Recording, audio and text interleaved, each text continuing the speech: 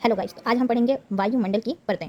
वायुमंडल की परतें देखेंगे। जो पृथ्वी के ये पृथ्वी सतह है ना, पृथ्वी सतह से जो 8 से 18 किलोमीटर ऊपर जाते हैं तो क्षोभमंडल स्टार्ट होता है। और उसकी संताप मंडल की रेंज कितनी होती है? 50 किलोमीटर, है ना। और वहीं ऊपर और जाएंगे 50 से 80 किलोमीटर तो मध्यमंडल आएगा। और उससे ऊपर चले जाएंगे 645 मीटर तो यहाँ पे आयान मंडल आएगा। और यहाँ पे और ऊपर जाएंगे तो बाह्य मंडल आ जाएगा। तो अब हम इनके बारे में इन्फॉर्मेशन पढ़ते हैं, सौर मंडल के बारे में पढ़ते हैं। तो ये सौर मंडल जो होता है ना, ये जीवन संभव है। सौर मंडल में जीवन संभव है, मतलब यहाँ पे ये सबसे नीचे वाला हिस्सा है, मतलब देखो पृथ्वी के सबसे करीबी वाला हिस्सा। तो यहाँ पे सारा अपन को क्या है, अपन को गैसें मिल जाती हैं। यहाँ पे यहाँ क्या होता है, मौसम दिशाएं संपन्न हो सकती हैं। यहाँ वर्षा होती है, बादल का बनना होता है, यहाँ बाढ़ भी आती है, भूकंप भी आता है, मतलब हर प्रकार की चीज़ें यहीं होती हैं सौर मंडल में। और यहीं हम अच्छे से रह सकते हैं। यहाँ पे क्या भारी गैसें होती हैं जो पृथ्वी की सतह पे रहती हैं। तो पृथ्वी की सतह पे जो भारी गैसें होती हैं ना, वो पृथ्वी की यहाँ मतलब यहाँ आवरण होता है भारी गैसों का। और जैसे जैसे गैसें हल्की जाती जाए तो आगे बढ़ती जाती हैं। तो यहाँ पे गैसें क्या है, भारी गैसें क्या होती हैं, N2 और O2, नाइट्रोजन और ऑक्सीजन, ये भारी गैसें होती हैं जो यहाँ पे पृथ्वी के आसपास का आवरण बनाती हैं। अब हम आगे का थोड़ा सा पढ़ेंगे।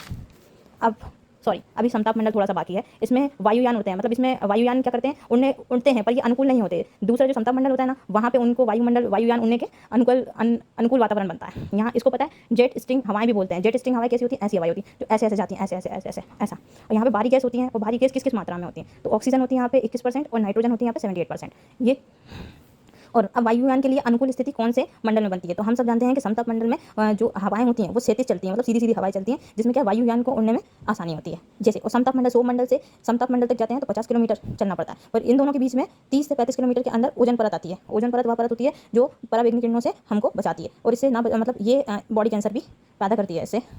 और आगे का पढ़ेंगे मध्यमंडल की रेंज कितनी होती है, 50 से 80 किलोमीटर, है ना। मंडलों में सबसे ठंडी और कम तापमान वाली परत ये होती है, मतलब जो पृथ्वी की इतनी सारी परतें पढ़ी थी अपन ने, तो उनमें सबसे ठंडी परत ये वाली होती है ना। इसका तापमान 85 डिग्री सेंटीग्रेड होता है, इसका 85 डिग्री सेंटीग्रेड इसका तापमान होता है, मतलब इतना ठंडा होता है, मतलब माइनस में है, देख रहे हो माइनस में।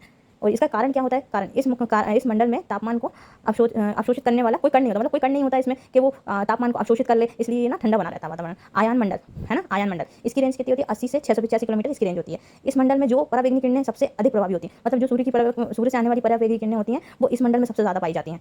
इसलिए यहाँ तापमान अधिक होता है, मतलब इसमें सबसे ज़्यादा तापमान होता है इस मंडल में। 200 से लेकर 2000 से लेकर 200 से लेके 1500 तक सेंटीग्रेड यहाँ पे तापमान बढ़ा रहता है। फिर इसके बाद पढ़ेंगे अपन वायुमंडल की सबसे बाहरी परत। ये बाह्य मंडल क्या होता है, जैसे ऐसे पृथ्वी होती है, उसकी एक परत जारी थी ना, तो ये सबसे बाहरी परत है। और इसकी रेंज होती है 6045 से लेकर 1000 किलोमीटर के बीच में इसकी रेंज होती है। इस मंडल में सैटेलाइट स्थापित अंतरिक्ष किए जाते हैं। मतलब जो बाह्य मंडल है ना, तो अपन को जो जानकारी मिलती है, जैसे फोन पे अपन बात कर पा रहे हैं, सारी चीज़ें जो भी मतलब देशों के बारे में जानकारी लेते हैं या जो भी अपने दूरसंचार चल रहे हैं, तो उनको इसी के माध्यम से अपन सैटेलाइट भेजते हैं, उसके माध्यम से अपन जानकारी प्राप्त कर सकते हैं।